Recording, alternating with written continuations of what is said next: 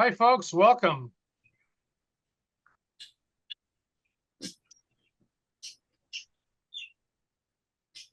Welcome to the webinar. We'll get started here in a minute or two.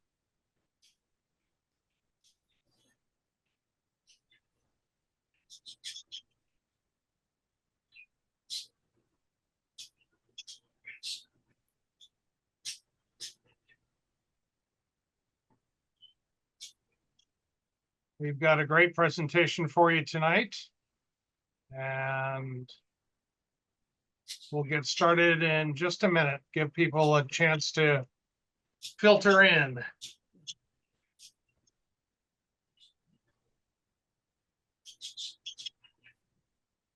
So welcome to the Channel Islands Restoration Environmental Experts webinar series.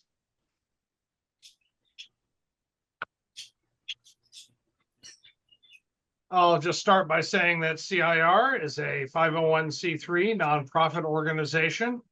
We do habitat restoration contracting, we do environmental consulting, and we do environmental education. Tonight's presentation is Island Stories, a trip back in time with Julie Tumamait-Stenslie. And I will briefly tell you a little bit about Julie. She was born in Ventura, but was raised in the Ojai Valley. She's the youngest of 7 children. She's the daughter of Vincent Tumamait and Lucy Castro Tumamait.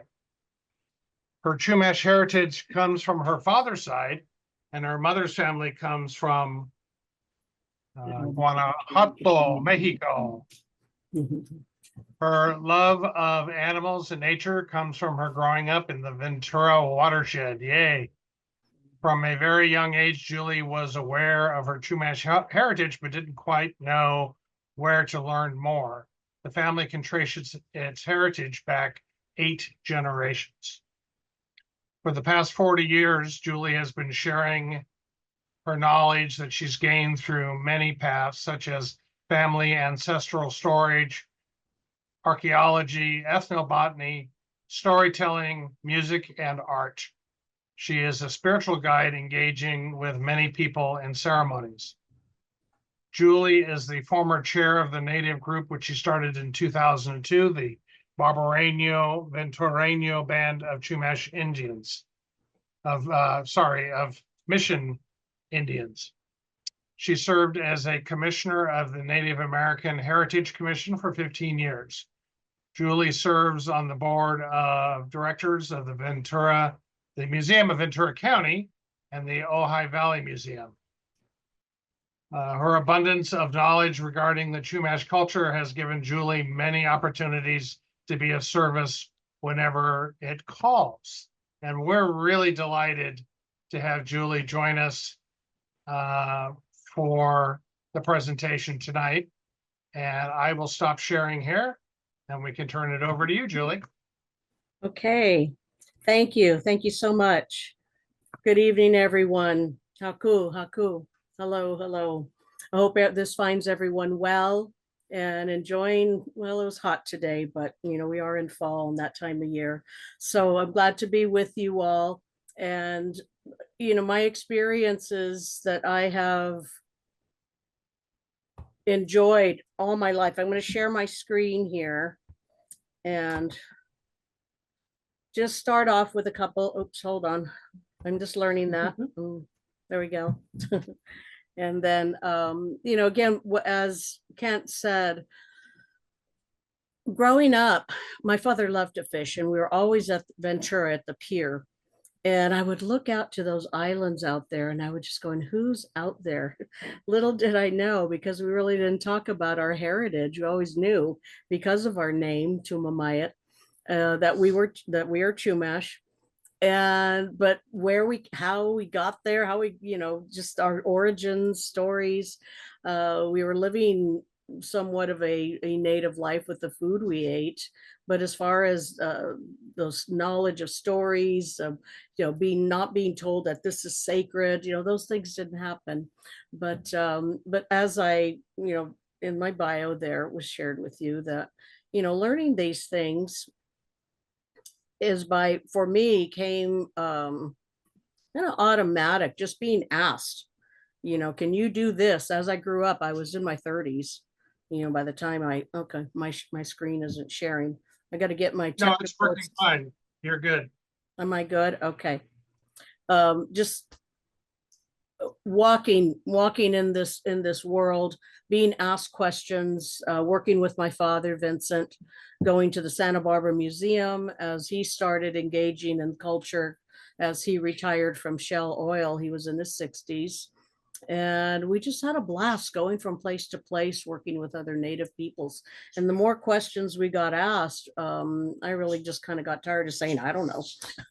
So we're going to talk a little bit about the islands here, and I want to get to, let me try this again. Okay, I need my assistant. He's coming. We did it practice, and it didn't really come out the way I wanted it to. I did that. Okay. So it's not working for me. Let's see. Okay. Maybe clicking. Okay, so there's beautiful, There. beautiful image of Santa Cruz Island, Limu. So both my father's parents were Chumash. His mother was half. Her father was from Sonora, Mexico, Maria Barrios. And they met in Ventura. Her husband, my grandfather Cecilio, was selling watermelons from door to door through the neighborhoods. She was a young girl. There's a big age difference between the two. She's jumping rope, and he tells her, go see if your mother wants to buy some watermelon or take some watermelon. She couldn't be bothered. She stuck her tongue out at him. And that was love at first sight. He waited for her to be old enough to marry. And they had several children. Some didn't make it through delivery, stillbirths, but there was a big family growing up there in Ventura and the Avenue. And there was a time, and there still kind of is, of not wanting to know or feeling that it's okay to just say you are. And in our family, it was kind of restricted and forbidden to talk about things. Although my grandfather, Cecilio, was a medicine person. He did speak the language, but again, that type of introduction to that with my father is to go outside and play. We got things to talk about. And so, but when he started learning the music and the songs and stories, he really invested in this. So on my father's side, they came from Limu, and I'll show you little areas there. And on my grandmother's side, they came from Santa Rosa Island, and the two met up, just not knowing. I don't know, that those stories have kind of been lost to us about, how they progressed in those days, just trying to be, working and making a living in Ventura and on the islands. My grandfather used to go to Santa Cruz. This is looking from the south at the west end of Santa Cruz, Limu. And he used to share sheep out there, but my father never mentioned whether or not he would go with them. I don't think he did. And he don't know, probably the Central Ranch where he used to do that kind of work. Come home, and all the kids are all so happy to see him, only because he was bringing them home abalone jerky. And that was the first thing they would go after him for in his satchel, was the abalone jerky. So here's a map of how many villages there are on those islands. The mainland here, I don't know, stick around.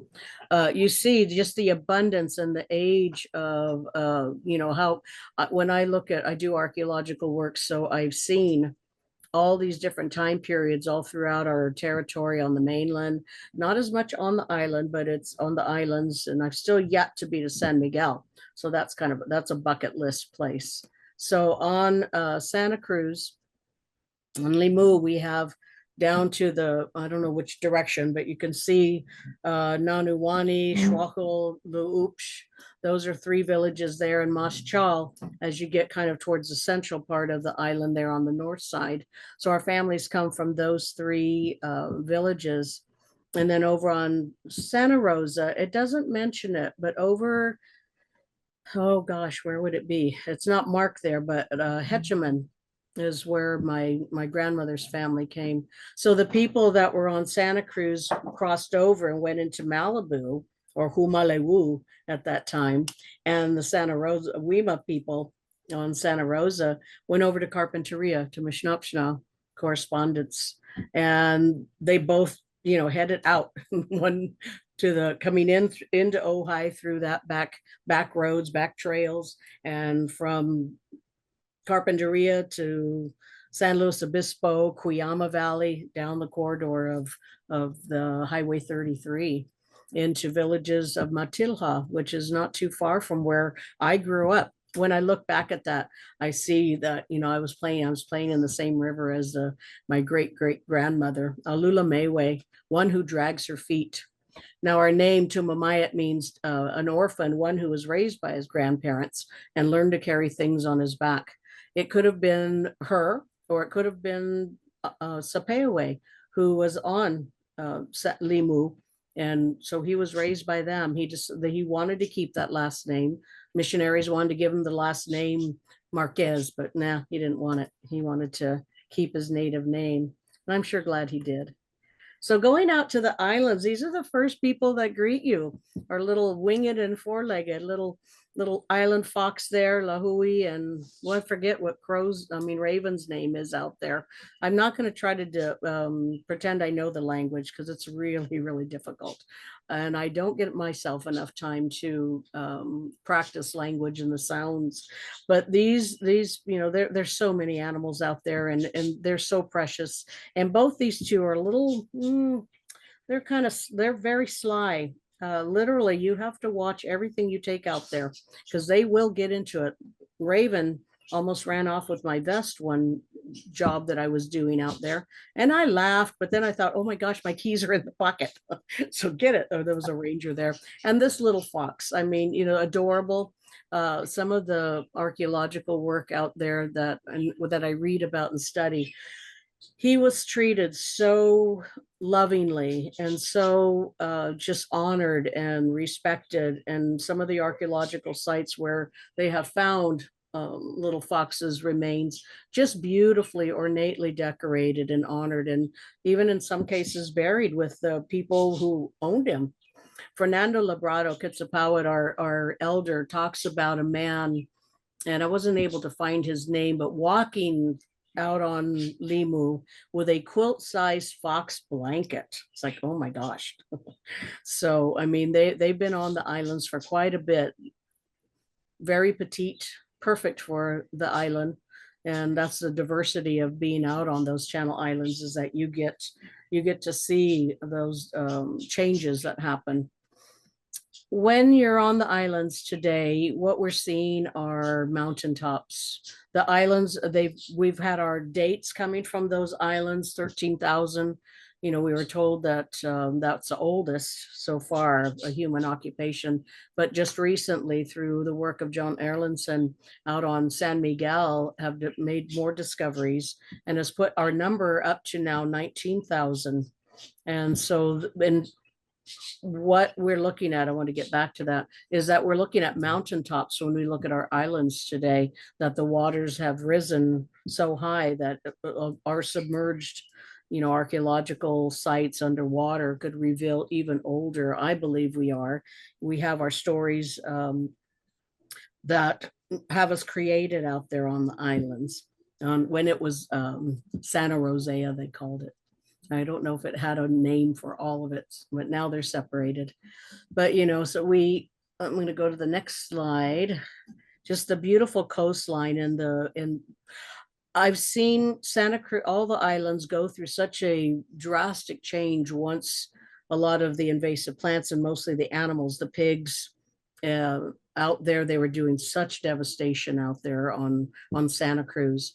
And to see, as I over the years have been in participating, seeing this kind of landscape where it looked like a moonscape back in the 80s to now the pines forest, the roads that are lined with rhodea bulbs and tiger lilies, and you're driving, from one end to the other through oak forest, oak groves, and then pine forest, and then again another, vacant. It's just so diverse. So those of you who are listening, if you haven't been out there, please go out. My first trip that I took out there with was a group of families, three of us, my father, my brother, and I, Ernestine DeSoto, uh, Elder from Santa Barbara and her family, and it was Tony, Elder Tony Romero's birthday. And we went out there. Peter Howarth was our navigator, Jan Timbrook, John Johnson, and Kathy Conti. So we stopped at Mushchal, and that's that one central village that we're from. We got down and got into, because there's a beautiful cave there, monochromatic, everything is painted in red, and we sat around and we just had a wonderful time talking. And Kathy Conti, she says to us, wow, this is the first time in like 150 years that this many Chumash people have been on the island. And we all kind of looked at each other and went, wow, really? Why is that? So it just started that adventure with us to just, try as much as we can to be over there. We've gone out to do the welcoming for the opening for the visitor center that's out there at Schwabel Scorpion. You get off the boats there, and just other events that just bring us out there as family. It doesn't happen enough. We need to really invest in finding a place that we can be there on a regular basis, or even Santa Rosa Island too. So my second trip, I went with the Nature Conservancy out there, and while I was there, we were going out, and it's always magical when you get there. My father had passed in 1992. So I went out there, and it was right after he passed away. I just needed to get away. We were going to be there for 4 days. So I had to talk, and I was very nervous with a group of people there. And I wanted to stop at Muschal again and sit for a little bit. When I was out there, I sat down and I got up, and they let me be there alone. A little woolly black bear, those little fuzzy caterpillars. He's sitting right next to me, and I got, I going to get up, and I don't want to harm him.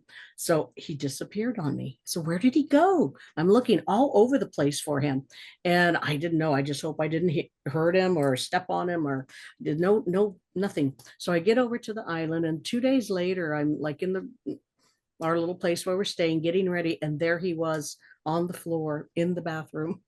He hitched a ride with me and hung out with me all those days. There's a beautiful museum on the main ranch.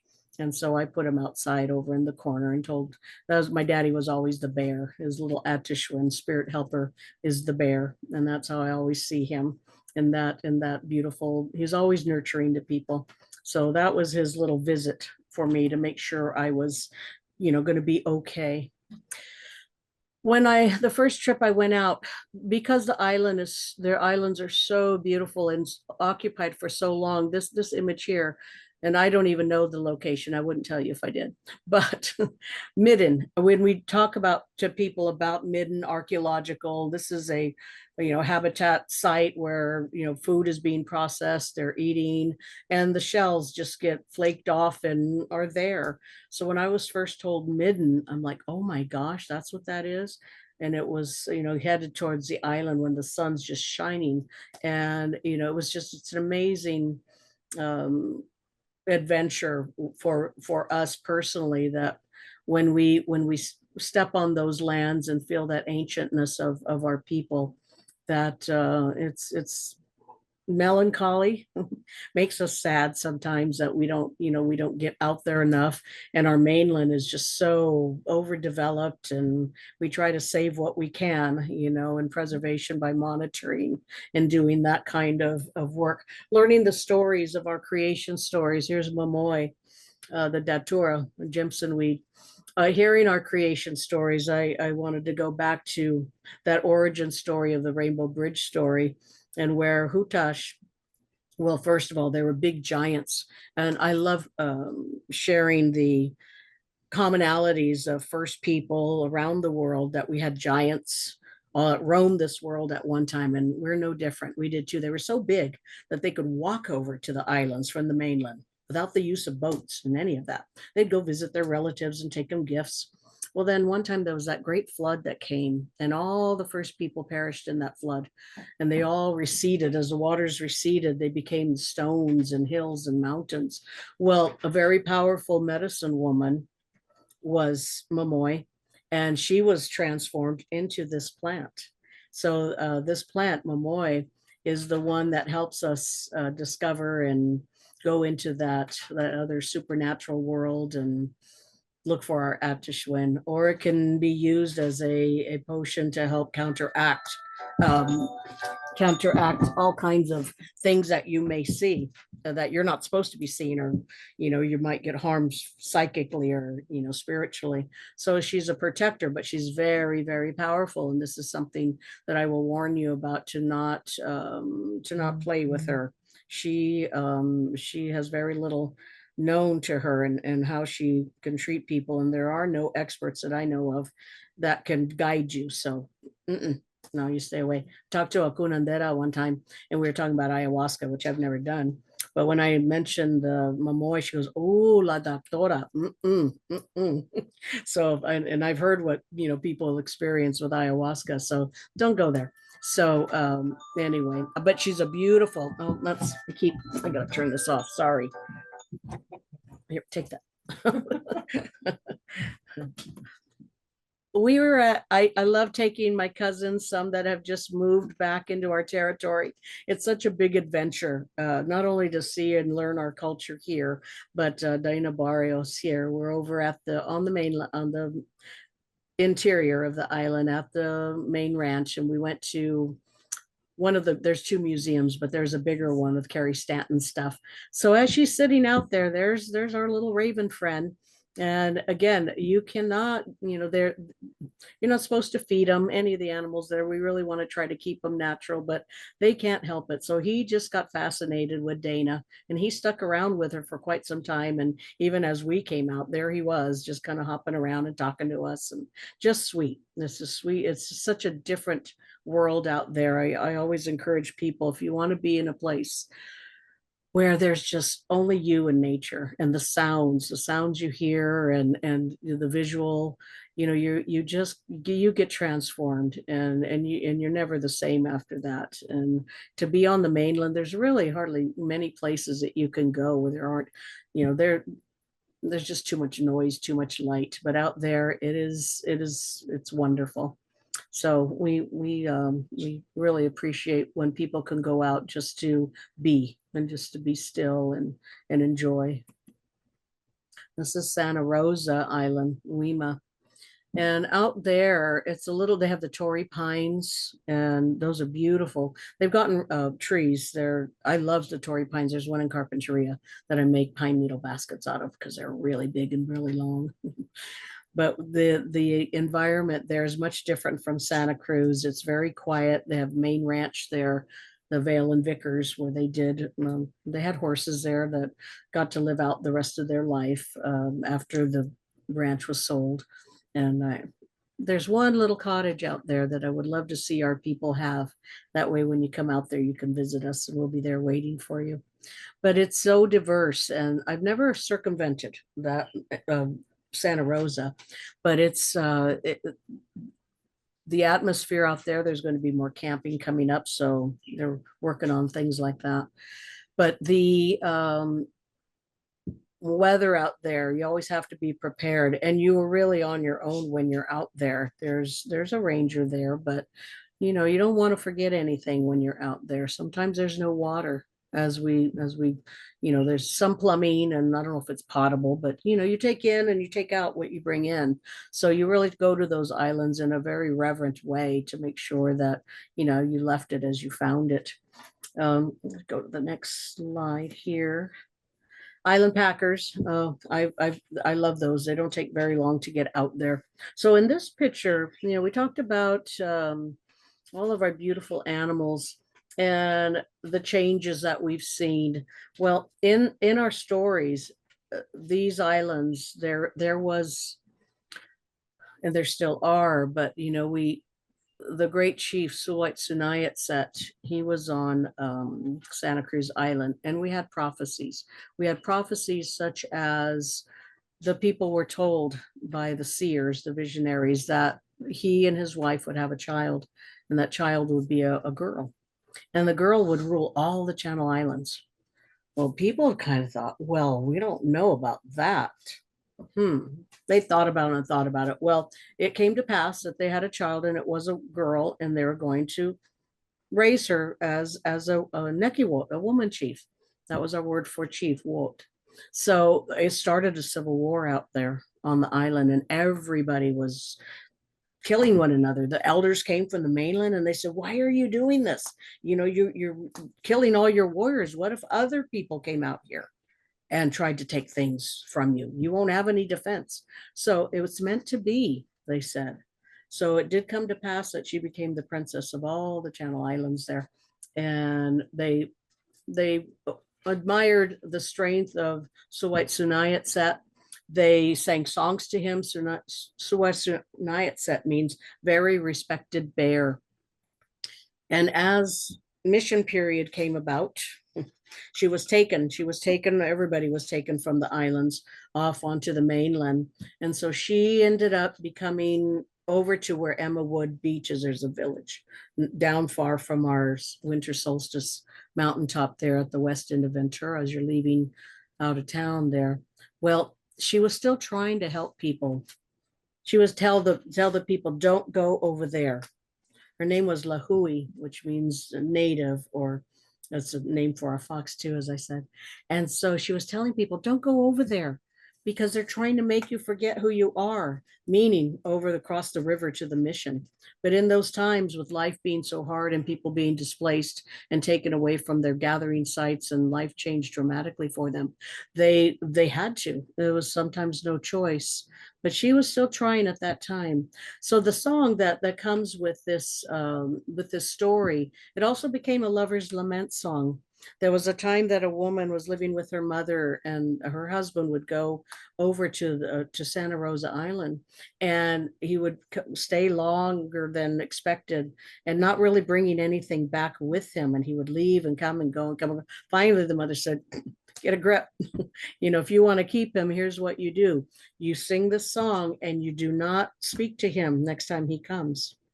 And so that's what happened. She sang the song, Lover's Lament song. And as he came home, she just stayed quiet and silent. And finally, he realized that she caught on. And she sang, and he promised from that point on that he would never leave her again. So I'm going to do, it also became a seaweed dance song in which the women would make these little feathered, bundled dance wands, and they would dance moving, shaking those little wands as if they were doing making the ocean waves go in and out. So it became a healing song. I'll just do a short little bit of it. Lai wa wila ilele, lai wa wila ilele, lai wa wila ilele, lai wa wila ilele, wa wila hilele, wa wila hilele. Behold me, I walk moving in brilliance and feathers. May I always endure in the future. Lai wa wila hilele, lai wa wila hilele, lai wa wila hilele, lai wa wila hilele. And so that was a song that stayed with us. It appears in some of our ethnobotany, just the anthropologist writing in books, writing things down. And it was that melody that my father, Clarence Sterling, and Michael Ward put together after seeing that song being written down in the books. So I appreciate the work that they did in their time. They moved around the areas known as the Painted Cave Choir. And so they made a very good mark in the world with the work that they did. There are other stories and songs that come from the island. Some are really, really long. And when I think about these stories, it'd be nice to tell them all. But like my grandfather, my great grandfather, Juan de Jesus Tumamait, used to take 3 days to tell a story. So we don't have 3 days. So we really try to, we'll short. We don't want to shorten the stories. They deserve to have have your full attention. He'd go out to Puranos after church at the San Buenaventura Mission, start with the beginning, then the next time you'd have to come back to hear the middle, and then a third time to hear the end. So we appreciate all that has been done for us through our elders and those that have talked in the times when it was really harsh and hard to admit you were native, not to be too native because they were frowned upon even by family members because they needed to work and they didn't want any assimilation or association with any heathen idolatry out there. So, it was rough. There were times when Hoo-Ha Coyote would go out and he would have all kinds of adventures. He was one we learned a lot of our lessons about. And he would go over and he would get caught up with the Elohayuns, the swordfish people. And this was a time when, with the Elohayuns, that the people would be just starving to death. In our times that we've witnessed, the droughts where rain was not coming. Many of our painted caves that we know of today have those images in the cave that the weather doctors praying, like the sky people in our world are playing up there, and they're wondering the ante in this gambling game was rain. So at the winter solstice, the scores were added up, and depending on who won the game, playing with Shlo the Eagle and Sun, Morning Star, and Sky Coyote on the other team, Moon refereeing. They would play nightly, and the score was added up to see who won the game. If Morning Star and Snilly Moon, Sky Coyote won, we'd have a wonderful year of rain. But if not, and it could happen several years in a row, that the rain would not come, the people would dying. There were famines. People from the mountains would come down to the coastline, and we had the Tomo. People would probably even come, from the islands. They had their fish and everything, so maybe not so much. But they would pray and pray and pray, unbeknownst to them, the Elohayuns, which are always known in those times as old men that lived in a crystal house at the bottom of the ocean there in their crystal houses. And they had long white beards and long white eyebrows that hung over their eyes like this. And they'd play catch with at the end of their sword bill there. They'd toss the whale back and forth. And sometimes they would toss it so hard that the whale would land on the beach, on the mainland, right there. And people would come down to the beach. There was this big, beautiful gift of food for them and all the abundance of the whale. They used all parts. They were told to gather. They gathered the oil. They ate the meat. They used the rib bones. They used the vertebrae, every single part of this animal. And so they appreciated all the work that this gift from the Elohayun. And so they would sing to the Elohayun. We just had, traditionally in August, we have a Hutash festival. And it's like a harvest, like many people around the world, in gratitude with everything and the abundance that they had. And even though it was a little bit, they would always still give gratitude to those that supplied it, Creator, Mother Earth, and all the animals that all had dances and songs to honor them. And they showed that appreciation. So the Elohayun was one of those animals that had gratitude shown to them through a song. And again, this song has talks about the dancers whirling in one direction and whirling in the other. The regalia of the swordfish, if for the people, they would paint themselves to emulate these animals. And it was a 5-day event held over here on the Thompson Boulevard in Ventura, and later on moved over to the coastline at the village of Shishla. by the fairgrounds here in Ventura. So there are still remnants of the site there at San Miguel on Thompson. So as they danced and sang, they would go from fireplace to fireplace with all the families singing this song. Ahili la sunu, ahili la sunu. Wawala wakai, wawala wakai, wawala wakai. Ahili la sunu, ahili la sunu. Wawala wakai, wawala wakai, wawala wakai. Oh. And these, like I said, these dances and honorings would go on for days and days as the people were just giving their gratitude. The Barracuda dance, the skunk dance, the coyote dance, just the bear dance. People from Tajon, everybody would come around for these beautiful festivals. And there are in today people that have brought back the tomo, and that's our plank canoe. And they're making journeys over to the island in that traditional way.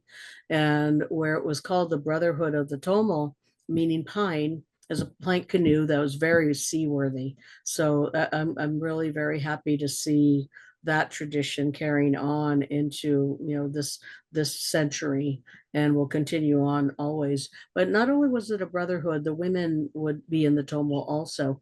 And in this in this time we'll tell the story, and I love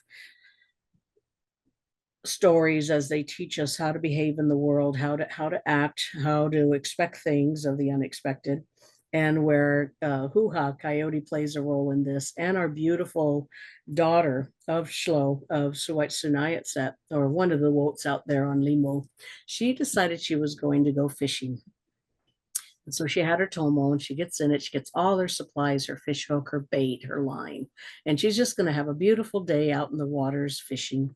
Well, there she was, just minding her own business with her line in the water, when up above on the shoreline, there's Hoo-ha Coyote. And he looks down at her and he goes, "Oh, look at her, how bright and beautiful she is. I'm going to have some fun with this princess." So he judges. He used to be he goes to festivals all the time, and he sits right at the entrance, right where all the people come in, and everybody's coming in, and he's making gestures and trying to have the girls, the women come in to notice him. So he'd go douche douche douche douche, which meant he was blowing them sweet kisses. Well, everybody, especially the women, the valley, the ones that came from the valleys, the ones from the hills, I mean, they all look at and go, "Ooh, unu me," which means as if. Yeah.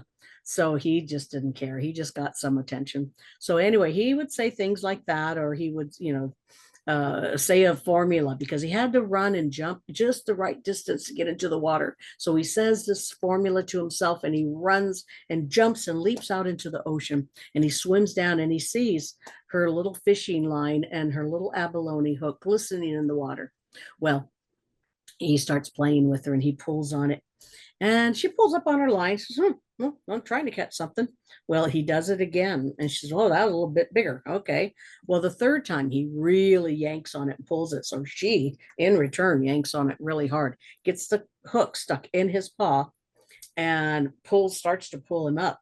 She didn't quite pull him up all the way. She only pulls him up to his black nose and tail. She says, "I ought to know who you are. You're hoo-ha. Oh, well, you're going to be called Old Man Fish from now on." And she pushes him back into the water.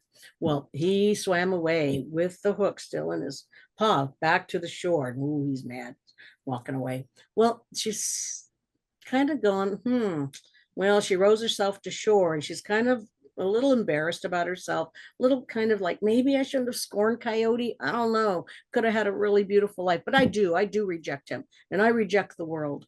And in the meantime, all the birds had come around, and they're picking up her bait, and has nothing left, nothing to take back. And now she really feels bad. She cries herself to sleep and lays down in the rocks. And in the morning she gets up. "Well, I'm going to do this. I'm going to do this for Mother Earth. And just, I can't go back."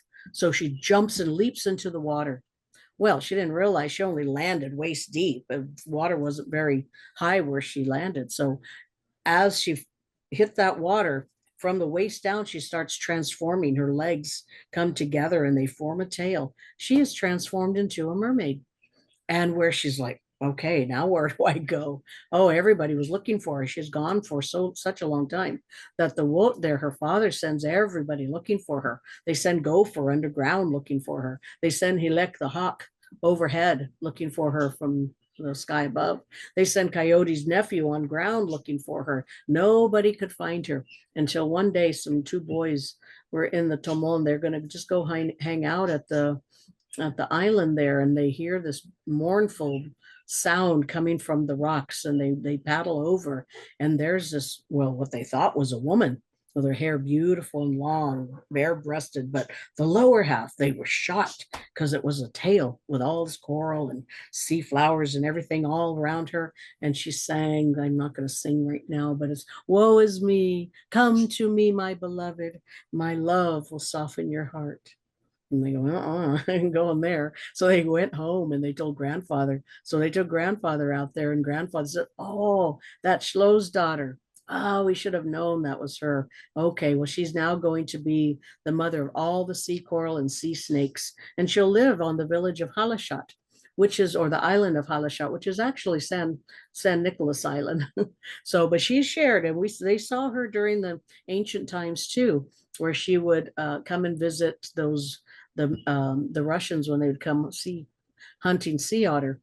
And she was friendly, not like some of the mermaids we know of other countries that are fierce and just they just devour men.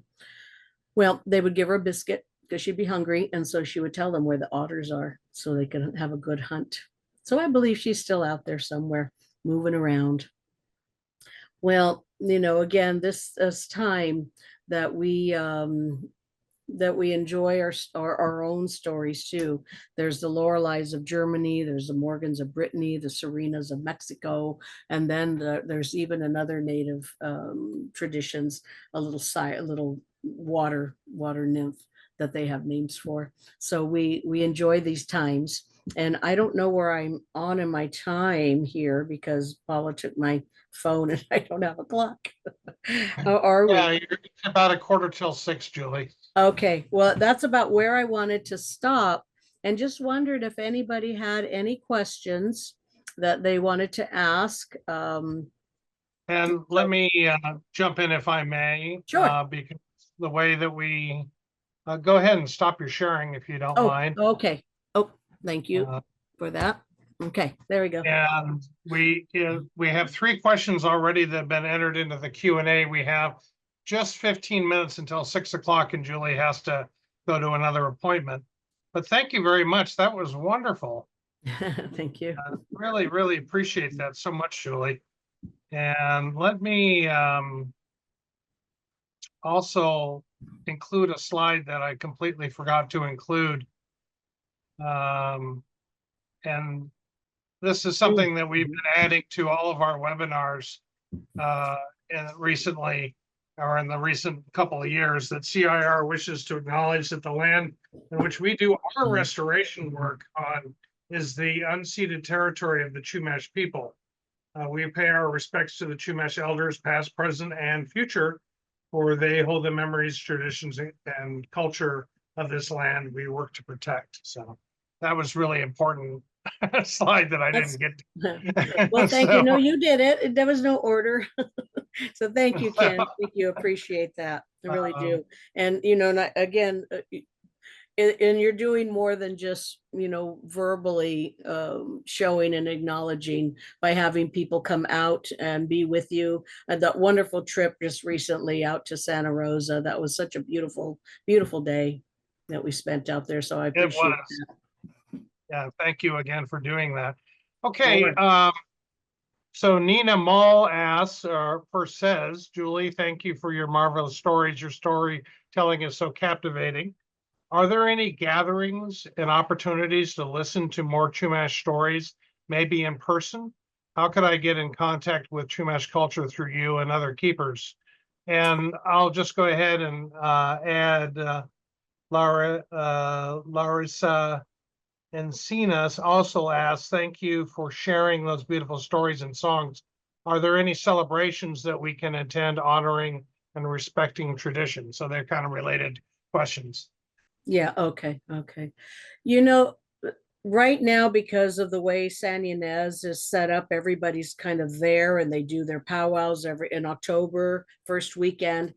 Here, there's not too many of us doing this. I work a lot in the schools and I do things for groups, and it is my hope that this coming year that I've been asked to do webinars, gatherings. I'm hoping next year in the month of August, the last year, as I mentioned earlier about the Hutash Festival, I did a kind of a reenaction of one in 2003. It was just the one day. I couldn't even attempt to do five, but I did one full day out at the site on Thompson. So I'm going to be looking into doing that. And so hopefully, I don't have a website, but that's, bucket list number 3. But I'm also, we just finished what was called Ojai Day. And so I do need to start creating more public awareness. I've been offered a little space here in our community, and but I do travel around. So one of the things that I would like to try to do is get him. I'm looking here in Ojai. There's some women's groups here that I'd like to get involved in and just see what other people are doing.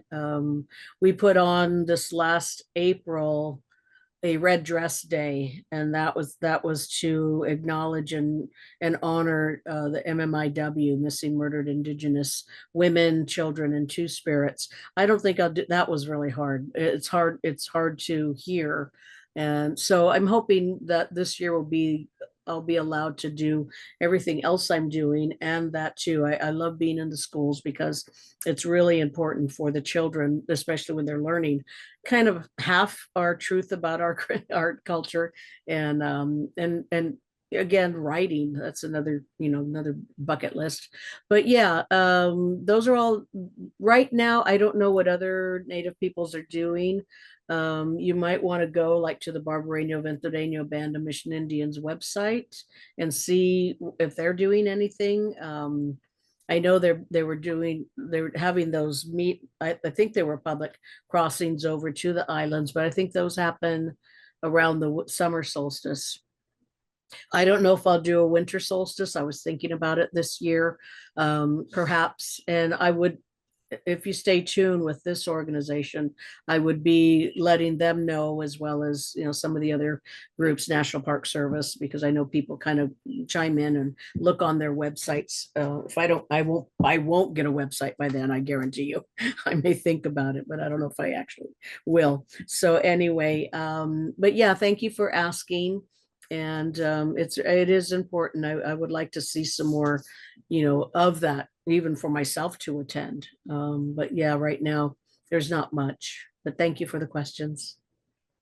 Okay, thank you. Misa Kelly has a rather long question. I'm not going to read it all, just in the interest of time here. We only have a few minutes. But she's very interested in the connection between Chumash and Hawaiians that have been theorized, and she has a lot of questions about that, and mentions similarities in some words in the language. She also wants to know what is the proper way to show respect when visiting Limu, and also when out in nature locally. What are ways the ancestors might appreciate showing of gratitude? Also, is there a proper way to request and name the land in Santa Barbara? So it kind of goes on like that, but a lot of interesting questions. Okay. Well, I'll start there and go backwards from her question. Thank you for that. You have to think about, when you're going anywhere, really, is like, you don't open somebody's door and just walk in their house and just go, this is cool, I'm going to walk through here. No, you ask permission in a loving way, you realize that there's so many, like if you're out on trails and things like that, but there's also, trees that you may be under, or, that there's life all around us, and there's life that we don't even see. It's so microscopic. So, when you're out in trails and you go to places where, because we were everywhere, but, and because that's where all our food was. It was seasonal. We weren't agriculturalists. So even we had ways of offering of, like women, when they gathered certain seeds and nuts and dug for bulbs, they wouldn't take all of them. They would take the largest ones and let the little ones have a chance. Chia seed, some was left on the ground. So it was, there's always some reciprocity there. And there were times when you don't know what to do, or if you don't, I always try to keep a little bundle of something. I don't want to throw non-native seeds around, but tobacco, or even sometimes your hair, so the birdies could have a, nest material. There's plenty out there, but sometimes, or a song or a prayer, just talking to them, acknowledging them, and walking in that place of knowing that you're entering somebody else's domain. And you don't have to make, it'll come to you. Some people don't recognize that they're in somebody's environment. It's just, entitled and just go. And coyotes is one of the ones who will not eat you, but what they do is they escort you. There's the coyote, and he's just going to keep walking behind you at a great distance, making sure that you're going to go the way they want you to go. So there's those bigger animals that they don't want to eat us. We're not prey, but they are letting us know that, yeah, we're here. We're going to watch over our babies, just like all mamas do and papas. So the other question with the Hawaiians, again, I'll have to look that. I always thought they had come here because of some of the language that we have. When I met a group in Ojai, they were doing an Earth Day celebration with us, and they're going to do the limu. I went, wait a minute. And so after they were done, I said, okay, that's the name of our island. She goes, well, that's the name of our seaweed because it's in the sea. Well, that's what our translation is that it's in the sea, the island. And then the song that I just sang for Sunayat set, Laiwa Wila Hili Lei. I mean, that just sounds so Polynesian to me. So I don't know. Again, they've been out here. They've been the Hawaiian Hokulea, and the Hiki Hanalia was second one that came in, and then again they brought back the Hokulea, traveling in their traditional star mapping navigation with Tua, who had learned it from an elder. I can't remember. I think he was from Puerto Rico or somewhere, but he learned how to star navigate. They do have an engine in the bottom of these boats just for safety, but they've been out here 3 times now, and they're such beautiful people. They have an island, Hilo. We have a village over there by UCSB, Hilo, the water. So yeah, there's a lot of coincidences with language there. So I wouldn't doubt it. I wouldn't doubt that they were here. And but we love it that they're here now. And there was I think 10 years between the first and second, and hopefully this next journey won't take that long. Hopefully they'll come out a little bit sooner than that.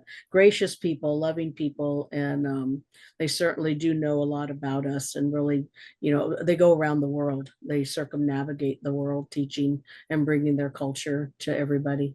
And that would be so cool to do. I don't know if we could do it in the Tomo though. That'd be a little rugged, a little rough. But yeah, thank you for that questions. Okay. I have a couple more in Okay. about 6 minutes or so. Okay. Thank you for sharing. Anonymous says, thank you for sharing your songs with us this evening and stories. Please let me know if you'd be available to share your experience working during the Refugio incident and lessons learned during your work as a tribal monitor during spills. So I'm not sure if anonymous means at another time or now, but anyway.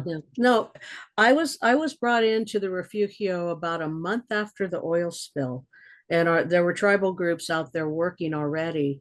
It was really rough. I mean, to see that kind of devastation, all of these disasters, all of these fires are man-made. They're all caused by our mistakes. And it was I loved working with the workers out there. They didn't know why a lot of us were out there walking around. And so I'd stop and talk and I go, do you know why we're here? So once I started talking, explaining why we're here, they really, started helping and then watching and looking. The people from different parts of the world, Louisiana, Texas, Los Angeles. I mean, there were thousands of people out on that job, that disaster there, and they all came with different perspectives, different language, and I was yes, ma'am, no, ma'am, I don't know, ma'am. They're real polite, and then somebody else come along and said, "Hey, mama, how's it going?" So is that diversity of people that we're just, again, just teaching them about our culture sharing, and working with, just the other monitors out there and trying to come up with, solutions of, like putting actually some of the big boulders back into the ocean because the waves were washing them, or they had these water guns where they were just shooting up on the mountain, really trying to, get it spilled like, I don't know, 20, 30 feet up on the hillsides of that place. But El Cap, that whole region is just so spectacular and so unique. I really was glad that as hard as it was, there were times we were working 14-hour days. I just have to pull over because I was almost ready to fall asleep. I just pull into a parking lot, sleep for a while. It was exhausting. But yeah, we did another oil spill out in Ventura Hall Canyon, and that was not as big a spill. But we also worked the fires. We worked the Thomas fire and the Woolsey fire too.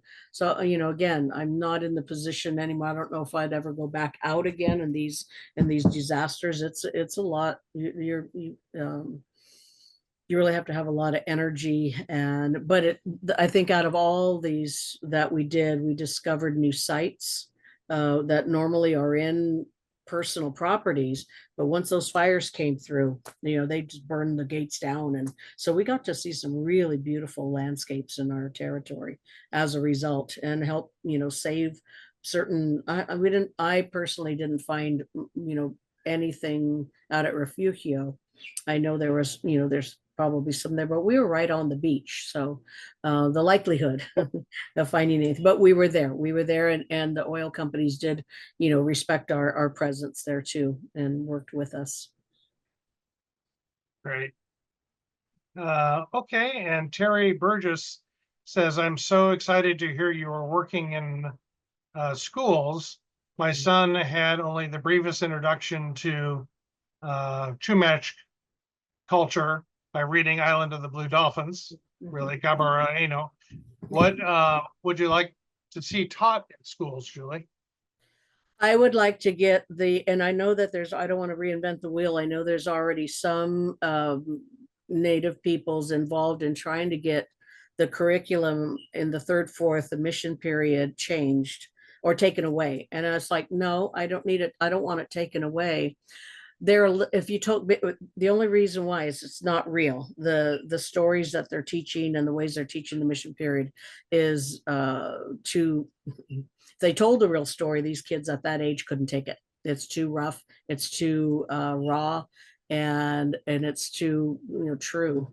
So but put that with the curriculum that they're doing now and add to it, change it, make it the truth, put it up to senior level. The young adults will be able to understand it more. They can even move into action, and they're already studying the Holocaust there. So that mission period was our Holocaust and genocide. I mean, we barely survived out of that. 90% of our people gone post mission. So put that, and then third, fourth grade in that area, keep the mission there, because I would like to see environmental literacy. Talking about our culture, a lot of schools are getting native gardens, but they're not letting the kids experiment and learn with them. The majority of schools I've been to, they should be putting those elderberries from those trees in their pancakes in the morning, and learning to make cordage from the milkweed that they plant. So they're not doing that. They're chopping things down, throwing it away. And, so what's the point? You're going to put a native garden in, let's procure, let's, let them, have that, gain a relationship with that, and keep the mission period in there, because it's what taught, can teach them why we have been moved away from our environment, and why we're kind of basically learning everything from square one, is that we became farmers, we became agriculturalists, and we were tilling the soil and growing things instead of tending the land. And so it's really important to make those distinct changes throughout the schools. And then, because when I get into upper level, those students in the university said, why didn't we learn this in elementary school? I go, yeah, I know. So yeah, it's really important to kind of, I can read a lot of stuff, but I love all the senses being taught. You remember, I remember better. 3 times you say it like with a language. I'm really slow at that, but again, you hear it by the 3rd time, you finally get it. So that's, again, I don't really want to teach them language. That comes way later. But yeah, just the nuts and bolts of who we are and how we lived in this environment and in the beautiful way we lived in it.